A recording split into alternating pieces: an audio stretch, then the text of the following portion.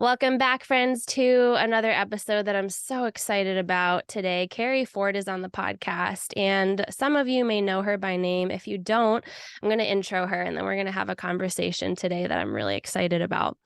So Keri is the CEO and founder of Elevate with Keri. It's an elite transformational coaching movement and luxury brand dedicated to elevating emotional intelligence, whole body high performance, and somatic strategies for the world's top female entrepreneurs, founders, executives, and influential public figures. She's an international motivational speaker, author, event host, and global authority on women's wellness. She has spoken alongside 50 other top industry experts, neuroscientists, doctors, and authors in the personal development industry. With advanced training as a behavioral change specialist and trauma and somatics practitioner, which she just got me hooked on that course that I'm starting today. I'm so excited. She was awarded by IFA as one of the top 100 global visionaries in 2023, CEO with the best women's personal development platform. Keri, welcome to the podcast. How are you today? I am great. I was like, she does not have to read my whole bio because I know there's like a long version and a shorter version.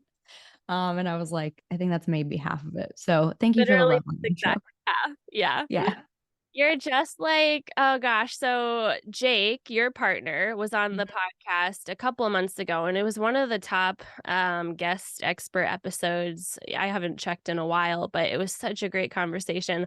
And it's funny because he says the same thing when you start to do his professional bio. He's Oh, like, cut to the chase. I'm just a real human, and let's get to the personal stuff. But I do like to let people know, like, you have accomplished a lot. You've made a huge impact. And I'm really honored you're here today. thank you. So I haven't met you in person yet, but we're gonna meet real soon in So Mexico. soon. Yep.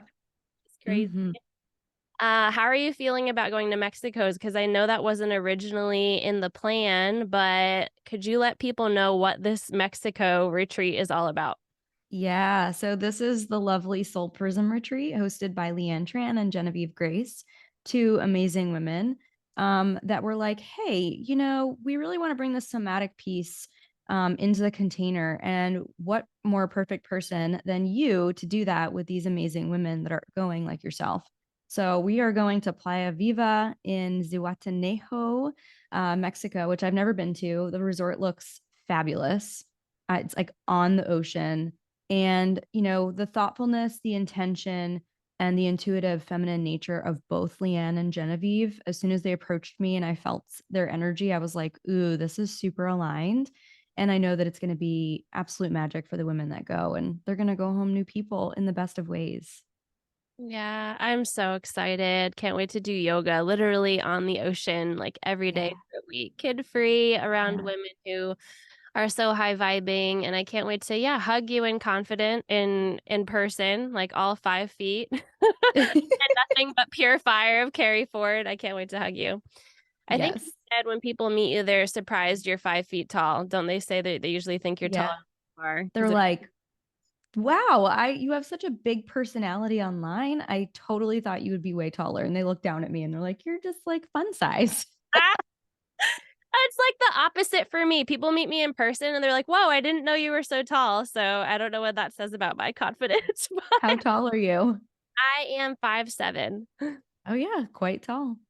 Yeah. Everyone at this past event I was just at was literally like twice my size, like model height. I'm like, I mean, they just kept getting taller too. Like one woman, I think I was up to her belly button. That's It's amazing. crazy. Yeah. Make up Yep. for it in confidence. Yeah. The topic I'd love to dive into today, because I know we both relate to this, is healing the achiever within. And so, hmm could you just paint a background picture of, Keri Ford, hyperachiever in full force before you became who you are now? Oh man. I remember this one job that I had. My degree is actually in advertising and design and art direction. And so I use that in my marketing, which is great because I do all my graphics with my team, but or some of them, but I have some other people. Anyway, so I'm at this job and I'm one of like the lead designers. And you would think there was a fire drill, the way that I'm stomping through the hallway with urgency. Everything was urgent. Everything had happened like yesterday.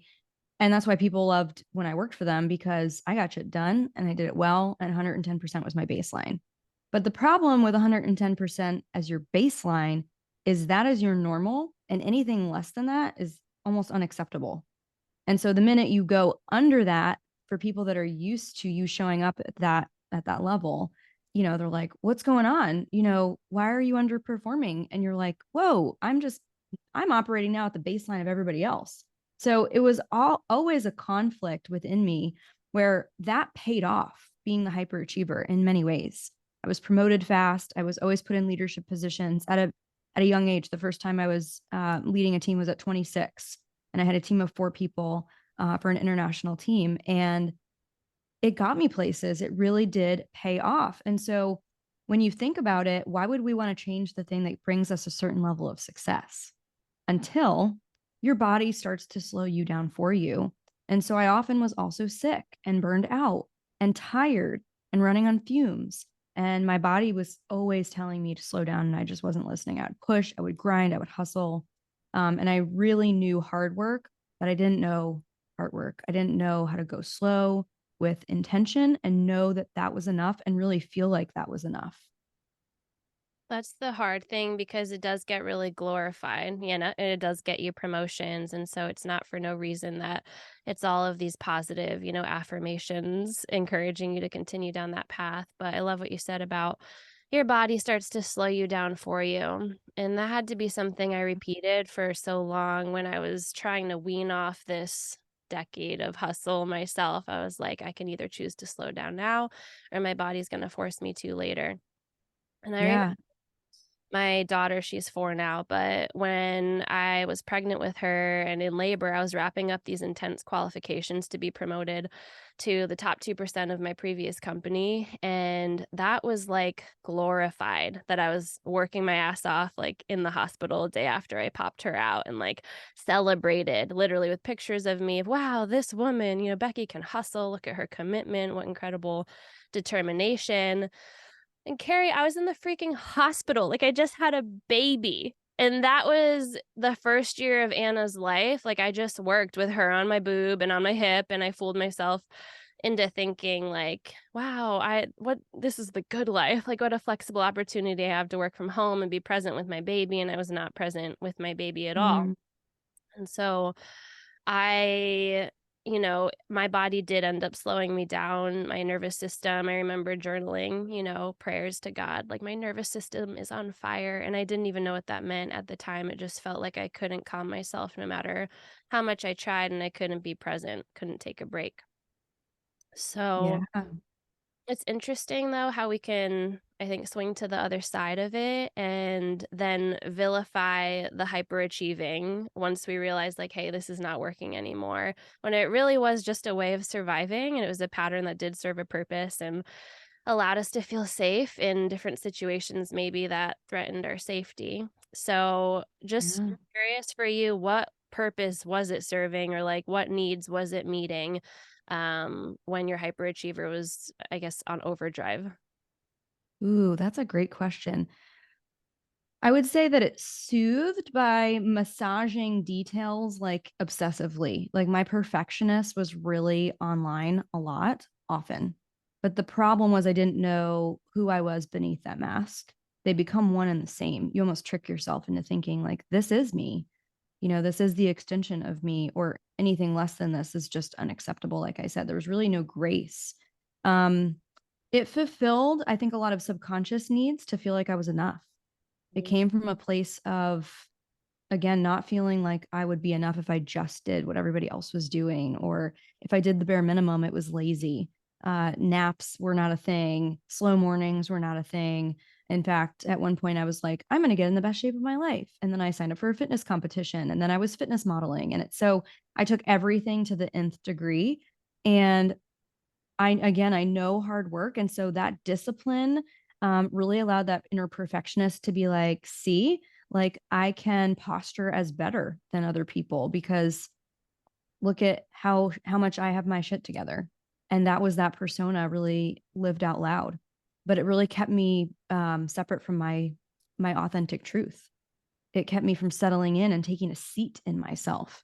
It kept me from owning my authentic voice or even knowing what that sounded like. It kept me from speaking up in bold opinion and trying to say the right thing and be vanilla so that I didn't cause conflict or waves just to keep the peace. And so even though it had a payoff, it still cost me a lot. Kept me from taking a seat with myself. I love that. And it kept me vanilla from, not rocking the boat. Ah, it's all relatable. Where do you feel like it came from you? Was that mirrored to you, like in your parents Mm-hmm. or? I mean, with good intentions, they both wanted me to succeed, and there was a lot of focus on good grades and good performance. And so, perform I did. I figured out real quick how to play that game because as a younger toddler, up until probably the age of 5 or 6, I was a little rebellious, sort of like my son. And then I feel like that was just sort of suppressed. You can't do that. No, don't do this. I'm too much. I'm too loud. And then I found the payoff of being the good girl. And the payoff of being the good girl was you get a lot of praise, you get approval, and you can play that game really well when you learn how to read people. And so being obedient and then knowing what the expectation was and then exceeding it, I got really good at that game. And that was rewarded. Again, I would get paid for my report card. Oh, you got A's, you should get A pluses. So it was like every A plus was $5. I think an A was 3 and a B was 2, and then you didn't get paid for anything else. But it didn't matter because I was on high honor roll and involved in all the things you could be involved in. Um, so yeah, I learned really well how to play that game. And I don't think it was ever from a malicious place of, you're not enough and you never meet our expectations, but it often felt like that. It always felt like I fell short. I could be doing something more. I could be doing it better. Why wasn't I the best? How can I go beyond the basics? Book reports, I remember it would be like, you can do a written report or a diorama. I'll do both. Yes. I will do both. Why? Why am I doing both? No one has told me this, but wow, the praise I received for doing both. This must have taken you a long time. I was recognized for the hard work I put in. And so that became my thing, definitely a badge of honor. Mhm. We're so wise. Our bodies are so wise, like even from being little girls, because all we're seeking is love and belonging from the day we come out of the womb. And so if you're learning like, oh, this is what secures that, this is what gives me the love and belonging that, I deeply desire and need and am wired to receive, like of course you're going to learn real fast. Okay, let me continue in these patterns so that Yeah. I can keep that. I grew up in a super religious household, and I know both you and I relate to the Enneagram type ones, the Mm-hmm. Capricornas, the perfectionists. And I have a theory. So far, every type one that I've met either comes from like a very religious home or a military home. Are either of those Either. Neither. However, both of my parents were raised with very strict religious upbringing. My dad went to Catholic school and he was Italian Catholic. My mom grew up Christian Protestant, but religion was forced down her throat basically by her dad. And that was the way he tried to connect with her, like watch these videos. And so when they got married and they got together and they had a family, they decided we don't want any part of religion coming up in the household because we had such a terrible experience and relationship to religion, and it was forced, and they didn't like that the church seemed like it was a business, and they never, to me, I don't feel like they found relationship with God. I think that they had a forced relationship with religion, and then there's a huge difference, at least for me, having come full circle and finding God and having him revealed to me through my divorce. That was my spiritual awakening, and I truly believed like one of the biggest breakdowns of my life was him loudly tapping me on the shoulder like, hey, I've been here the whole time. And I didn't need religion to find him. But they decided, we weren't going to do any of that. I mean, I didn't grow up with grace. We didn't go to church. I was very uncomfortable at anyone's home that ever said grace. I was really resistant and angry anytime people brought up religion. But I also know now, looking back, that some of the black and white, binary, right, wrong filters that they run things through that came through their parenting with very authoritarian styles. You know, pretty harsh punishment sometimes, and um, I can see now that that still played a part, even though it wasn't an active part of my upbringing, if that makes sense. And have you had any kind of like close the loop healing conversations with them about this? Like, what do they think about you now being so vocal about this? Yeah, not really around religion per se. I've asked a few questions, hey, like, why did you make the decision not to bring that into our life? And part of me wished I had that experience. And then at the same time, I see people that have to go through the religious deconstruction work in order to find God again in that. And then I'm grateful that I've had a blank slate in many ways because I didn't have that influencing me. It was just God's love. I mean, I felt it. I know surrender. I know peace. And so I didn't have that additional veil and layer of programming to go through and deconstruct. So I'm actually grateful. But what I was scared of is that when I did find God and I felt that he was revealed to me in my divorce, when I started going to church on my own account, I was like, my family is going to think I have lost my fucking mind. Uh-huh. And I was scared to tell them. And I remember when I told them, I felt like I was confessing something where I was like, so I've started going to church. And they're like, oh, really? Why? And they didn't really press too much, but it was kind of an uncomfortable conversation. And I started to invite them a little bit more into my experience or my journey with that. And it wasn't pushed away, but it also wasn't really acknowledged. It was like, oh, and then back to what they were doing. So there wasn't much said. And it just, it's sort of like that's part of my life, not necessarily church consistently, but God, and it's not something we talk about, not out of avoidance. It's just not met. Yeah, I love that though, because for me, it was the opposite. It was like the awkward talk Mm, of like, Dad, I want a break from church. This is feeling like too much. And, mm, just, man, there's so much programming, either way. But I'm glad you kind of broke that paradigm for me because so far I haven't met anybody that's a type one, but with the authoritarian parenting, it does make sense, your background yeah. with that. Okay, so I'm curious, what was the turning point? You said, you're in this, years of hyperachieving and you accomplished a lot. There was, reason for it. You can see why it was driven by the way you were raised and different things. But what was the turning point for you? Yeah, I was really frustrated because I graduated college in 2006. I'm 39. And since I graduated college, I have pretty much had every job you can imagine, and I've been good at all of them. And that's not me bragging. It's just I worked hard and I was rewarded for it. And I knew how to do that and climb the ladder at every corporate consulting job. And I always found my way to coaching though, in some realm or in some leadership position. That was always a consistent thread throughout. But I got really angry that why can't I just plug myself into this 9 to 5 thing and it's not working for me? And so, in combination with that and the complete breakdown of my divorce, my life actually just completely fell apart in the best of ways, in the most heartbreaking, most painful way possible. Completely fell apart, felt like the rug was ripped out from underneath me. And I just shared this story at the Rich Queen event that I spoke at in West Palm Beach this weekend, where I'll never forget walking into now I'm living in this apartment with 2 kids. I'm living on my own for the very first time. And I'm looking at all of my furniture, everything I own wrapped in saran wrap in the middle of the room. And I'm like, oh my God, how did I get here? How did I get here? And now most people, they're going to leave the relationship they were in only to enter another relationship that's exactly the same story with a different face. But I knew that I needed to do something differently. And so I became really hungry for healing in that experience.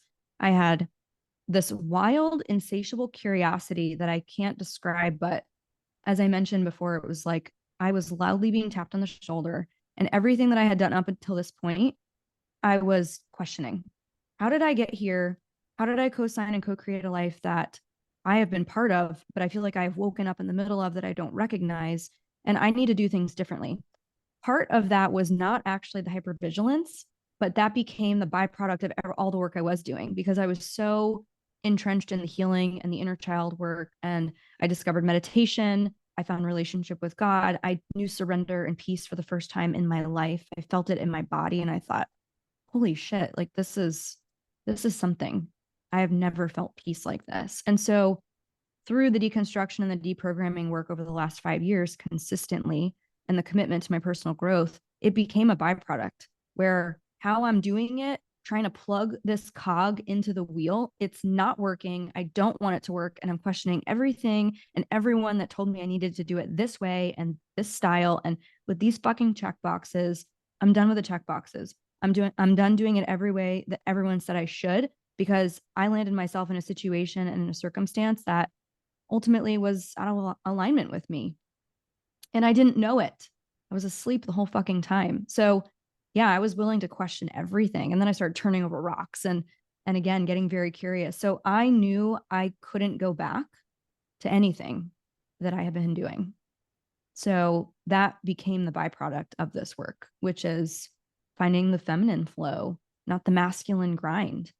Suddenly I was, really attracted to hot yoga instead of hardcore lifting sessions.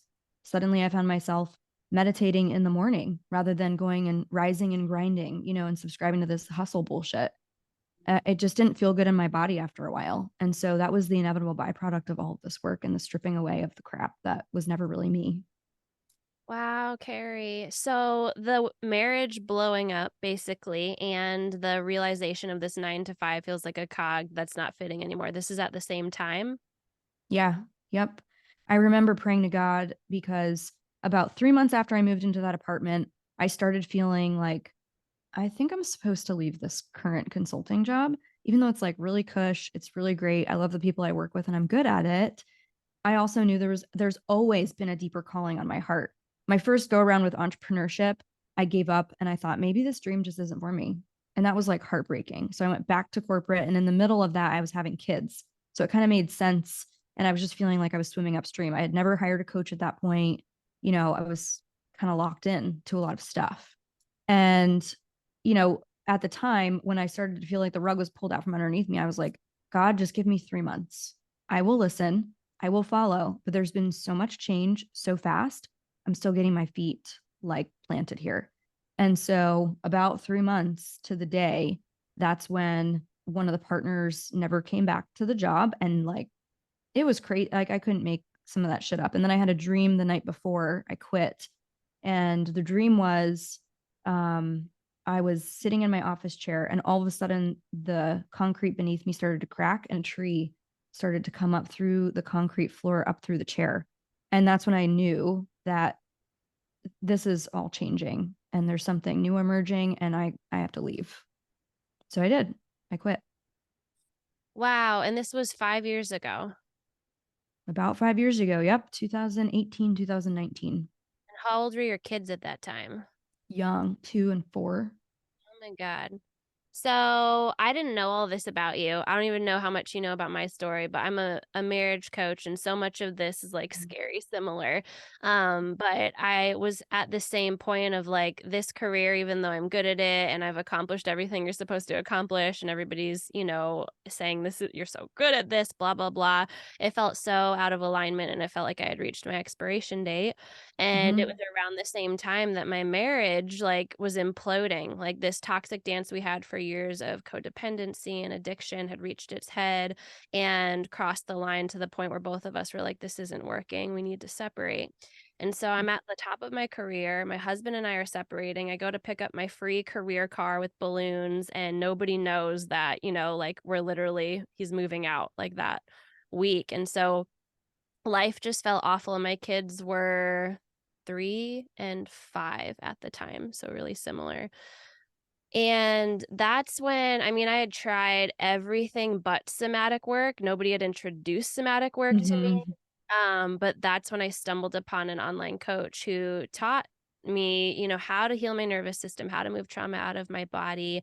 I had tried meditation and yoga here and there, but like this was this deeper level, Mm-hmm. embodied, cellular level, spiritual level that I was introduced to. So, how did you find somatic work? Because you said you got into self-development and all of that, but where did that come in for you? Yeah. So I found and discovered embodiment work through the spiritual connection, of going deeper in personal development and like inner child healing and actually feeling things differently. Like I said, I felt surrender.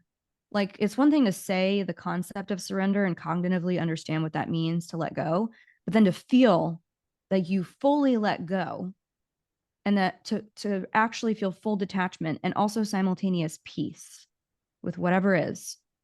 I had never known that. And so embodiment work and that exploration was first. And at the time, I was coaching intuitive eating, fitness, still under the holistic wellness wheel, if you will. And so that was very much, some intuition, intuitive eating, embodiment very much went together. And I found somatic work by accident. I actually had a mentor that was doing it with me unknowingly. She wasn't really advertising this is somatic work. But then I had a business partner that was actually in a formal training. And I thought, oh, you can actually like learn how to help people renegotiate trauma in their body. And so that was a few years ago. And once I found that, I was like, yeah, I have really found something I wish I had found years ago. And that's so often what many of my clients say. They're like, and they get emotional about it, right? Because they're like, man, if I had this 10, 20 years ago, imagine the woman I would be now. Like, I can't imagine the peace, the healing, all that, would be available to me. I wish I knew this, as so many of us do. But that's why it's such a mission for me to get it in the hands of women that have impact and influence. Because if I can get it in the hands of those women and they have impact and influence through, osmosis and the natural ripple effect, they're passing on what they learned through their leadership to their teams, to the people and their clients and whatever, whoever comes into their world. In motherhood, leadership is really everywhere. And who they be really, really shifts, and they lead by example. So the somatic component was one of the last pieces. Once I found it, I'm like, this is the key, because awareness is one thing, but making new choices is another within the body at the level of the nervous system. And that's how we create change. Yes, 100%. It is one level to know things intellectually, but then to feel it. It's almost like the first time you do feel it, it's like, what the hell is this? I've known this for so long. Yeah. Like, like it almost feels like you're having this supernatural kind of out of body experience. And I've heard so many people say that too. I've said that myself, like, oh my God, have I wasted the last decade of all the other things that I've read and tried and done? And I don't see it that way anymore. What I tell people too is like, no, actually, if that's you, if you've literally tried everything and somatic work ends up being the one stone you haven't unturned, it's really you're in prime position to have a massive breakthrough because you have so much latent information right now, just like in the mind bank. And what this does is really just bring it to life and wake it up, Yeah. like you said, allow you to really feel it and not just know it.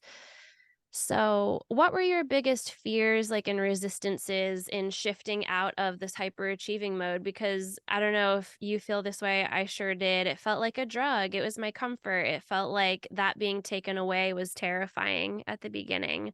Mm-hmm. What were your resistances? And then how did you practically start doing the work, like, for people to have this tangible Yeah. idea of what that looked like? Sure. I actually didn't have fear about it because I was in this massive, like, I was just like, fuck everything. I have nothing to lose at this point. So show me, I'll do it.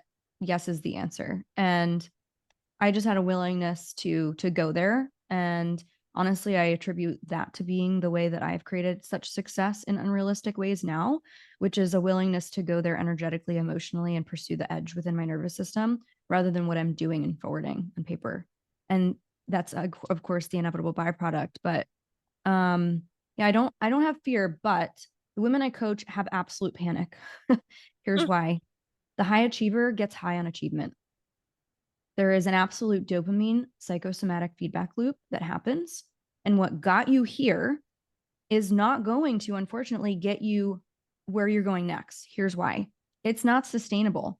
In many ways, you needed to pursue the high achiever persona and be that so you could build self trust, resilience, confidence. This, I can do it. And that's part of the seasons of entrepreneurship and leadership and personal growth, period. Right. Which is this like, I'm really doing it. I can do it. Like I have this confidence. And even when I get knocked down and you'll have massive failures in that first iteration, you get back up and you need that high achiever to help push you. It's kind of like the train that goes up the mountain, right? That's like, I'm tired, but I'm willing to work hard. I'm willing to be uncomfortable here. But then you get to a certain season in your career and in your path where that won't work anymore because you are now the bottleneck of scale and impact and influence because now you have trouble delegating because you've been doing all the things. This is the difference between a high achiever who's getting high on achieving and a high performer, a person who has higher levels of performance. A person who has higher levels of performance, they're more mastered, they're more precise, they delegate, they're vision focused, not self focused, right? They are looking ahead as the orchestrator, not as the person in the band playing the instrument. And there's a huge difference. So what got you here to whatever this level is won't get you there. And once you go through that initiation, it's like game on, because those are the people that are really playing at the 1% level, not just people that have created some awesome success on paper for a short windfall, but people that are in it for the long game. And that is this very scary, real transition for people to go through. Oftentimes, I'll see people turn around and go right back to the room that they walked out of as they go into expansion, right? And that's where these upper level limits come into play in the body where we feel unsafe. But transformation only occurs in that liminal space. So you've got to sit in that uncertainty and in the transformation and the initiation a little longer, or we don't change. So that is a hard place. And taking our foot off of the gas pedal, it creates this massive fear in those high achievers that are like, but if I take my foot off the gas pedal, I'm going to literally lose everything I've created. No, you won't. You're just learning how to source motivation from a different space now. And you're learning how to delegate things. So you're learning how to replicate systems. You're learning how to be vision focused, not self-led.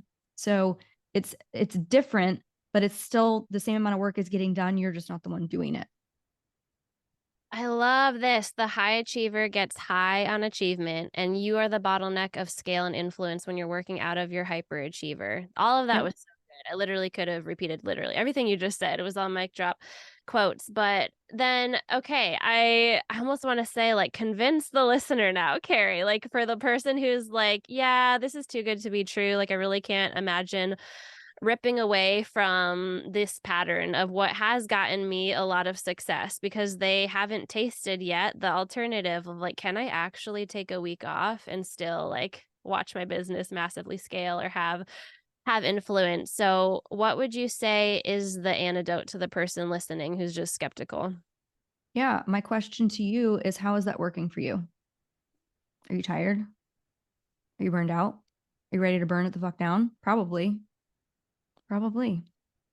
There's a better way. There's a different way. And they might not be ready yet for that. And that's okay. So you can do it your way or you can play the long game. It's really just an invitation. We always have a choice at every initiation. So I can't convince them. They have to be ready for that initiation. Mm.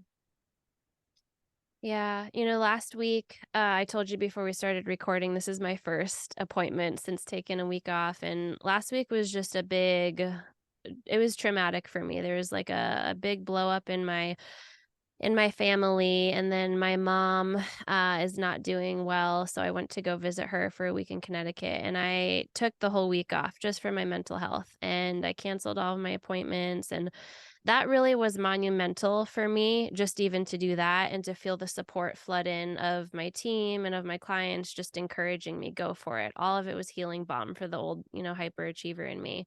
And then with my week off, had a new client come into the program. She was a pay in full, like a hell yes, ideal client. And I texted my husband. I said, this is all so incredibly healing for this old hyperachiever in me. Like, it's monumental. And every other big traumatic event in my life, I've coped with it through this performance and productivity. And like, look, I'm strong. I can get through this because I'm doing A, B, and C, like, on the outside. And this was the first time that I can ever say, like, I did the opposite, canceled everything. And it's like you said, you can't convince anyone. Like, you have to be willing. And I convinced myself over these past couple of years with like more and more data and evidence that it really does work to build a life and a business from this healed foundation of getting to be a messy human in progress, as Yeah. whatever where your purpose is grows. Yeah. I had a client that came to me that was working 7 days a week and she had like chronic pain in her body. I mean, here's how this will show up, right? I'm asking, are you tired? But if chronic stress is normalized, you will think it's normal, right? And you'll be like, oh, it's just I'm not tired, but I grind my teeth. I'm not tired, but I have migraines all the time. I'm not tired, but I can't sleep, can't turn off. Those are signs of being stuck in a sympathetic dominant mode, fight, flight, right? And not learning, knowing on a somatic level how to turn the on switch off. Now, if I deprive someone of sleep and I told them that we're not just going to do a marathon, we're going to run sprints for a very long period of time, at some point they tap out. You can't be in a sprinting season all the time. You can't run a marathon and be in training all the time because the body will just start to break down. And that's exactly what happens when we have that chronic pain. And so this woman that came to me, she was so scared to even take a day off. But then what happened was we just started slowly. And the next day that she took, she went back to work the day after she took a day off. She goes, I was more productive. And I said, why do you think that is?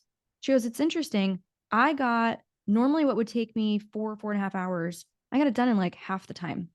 And that is what we get to be in creation of. It's not about burning it down or you not getting what you want or being able to pursue your dreams. And yes, on some level, it's about working smarter, not harder, but it's about being more productive with the time that you have.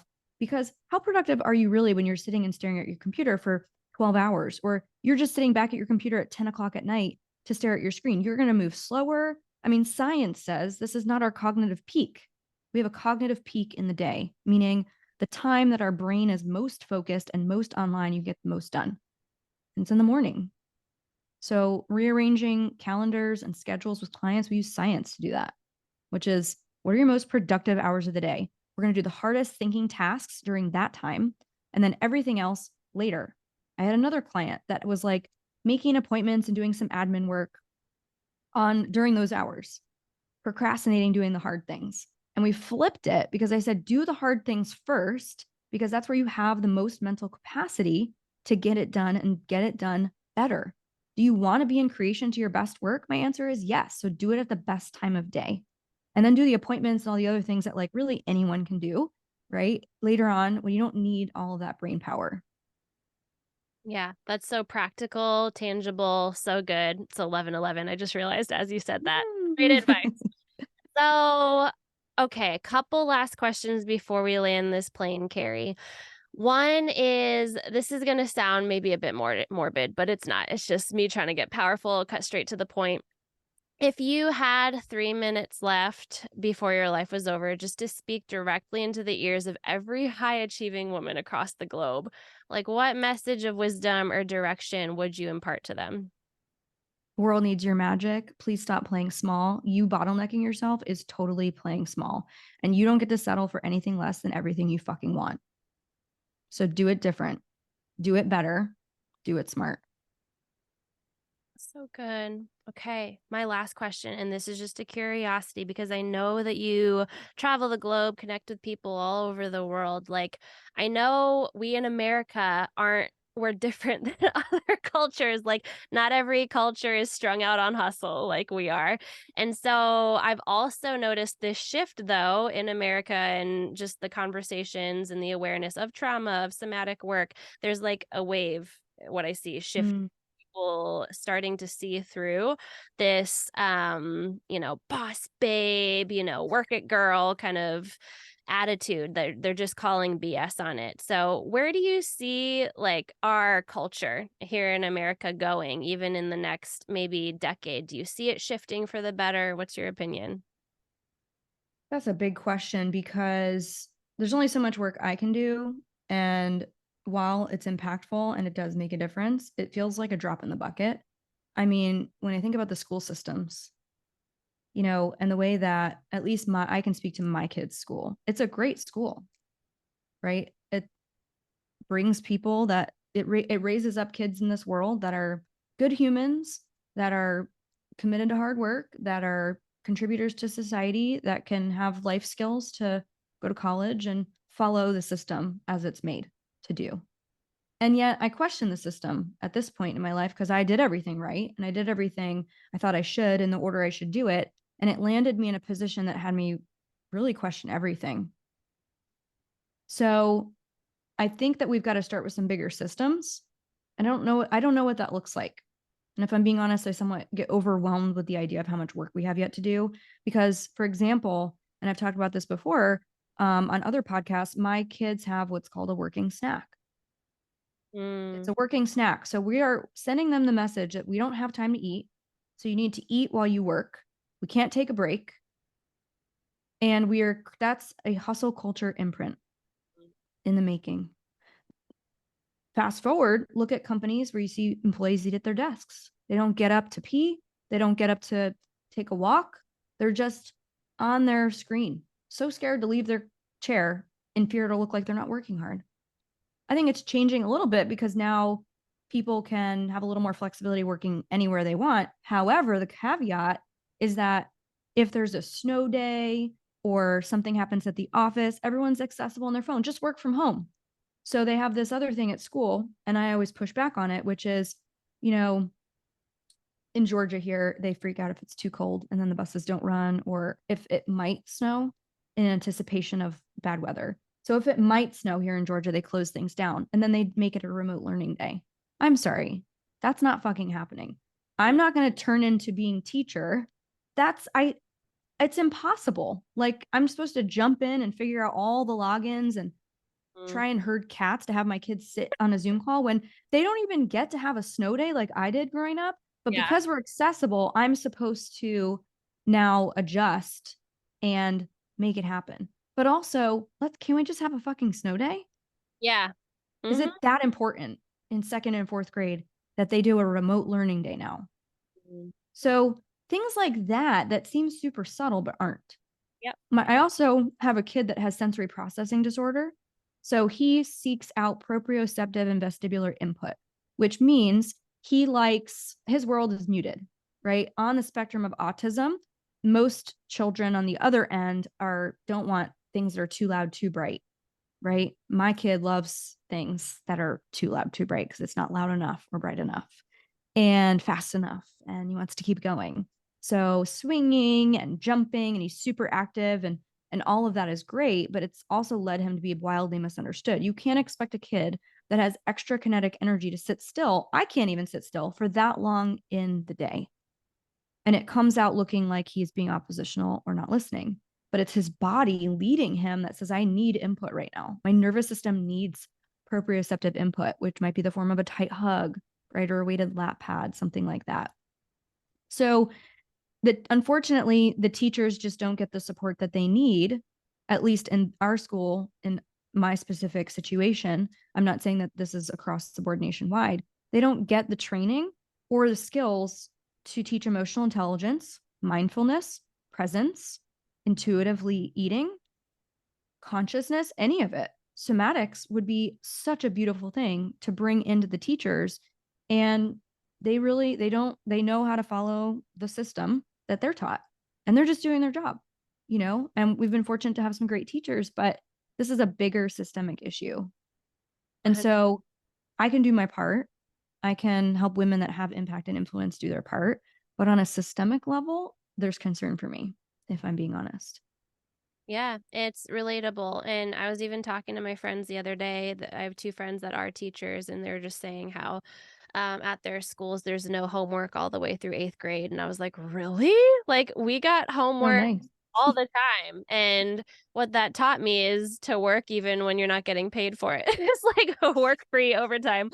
But I was like, okay, well, that's a good shift. But no, overall, it is a huge systemic thing that, like, you and I alone do not have the power to shift and change. So I get overwhelmed by it too, to be completely honest. But that's where it's like we do have so much power, like you called the drop in the bucket. And that's where I focus on and just keep my attention there, because especially the type of women that you and I are serving, it is the high achieving, influential, highly ambitious type of woman that is going to send a ripple effect to her household, to her community, Yeah. generationally, to her kids and grandkids. And so, how cool it is, even if they're having your son do a working snack break, like you get to, when he comes home, like dissect that and peel that back and be like, actually, like, that's not cool, buddy. Like, take some break and enjoy your food and taste it and smell it. And you don't have to be multitasking like a maniac all the time. Yeah. So thank you, Keri, for all of this, for coming on for this conversation. I can't wait to meet you in person. I'm And so for those excited. listening, what do you have going on coming up and where can people Mhm. find you? Yeah, so you can hop in to experience leadership differently, where we have the Somatic Success Academy. We're getting ready actually to do a reboot on that program, and how we let people in and experience it. But right now, you still have access at the current price point. Also, there is a lawnmower right outside of my And window if you can hear you're it. fine. You can't hear it? I'm like, are you serious? Leaf on leaf blower, which always happens when I'm about to record my podcast. So yeah, the Academy is a great way to start. It is a leadership program for women that are looking for more peace, profit, and productivity, while also creating the abundance in the life that they actually want. So we do leadership a little bit differently. Um, yeah, and then also the retreat coming up soon. So I think there's a few spots left for that as well. Please come with us, guys. If you just like had an ear pop up, like, what's this retreat about? Look into it. And then Keri also has an amazing podcast. Can you tell people your podcast and Instagram name? Yeah, it's called Literally First Class. Literally is part of the name. People are like, oh, so it's called First Class. I'm like, no, it's literally First Class. That's actually the name. Literally. I just Literally. class last week for the first time in my life. And it was funny, Keri, because the day before I was passing the first class people and I was saying to myself, like, it's coming for me. This, I don't know when, but Mm. I'm going to be first class. I missed my connecting flight that night and they got me on a flight the next day and they put me first class because I was like sobbing in the airport. It felt really bad for me, but I was like, whoa, that was the quickest manifestation yet. So I literally sat first class. There's so much leg space. So Yes, it's the go check best. out the podcast. It's awesome. And again, thanks for coming on. Can't wait to see you in Mexico. Yay. Thanks, Becky.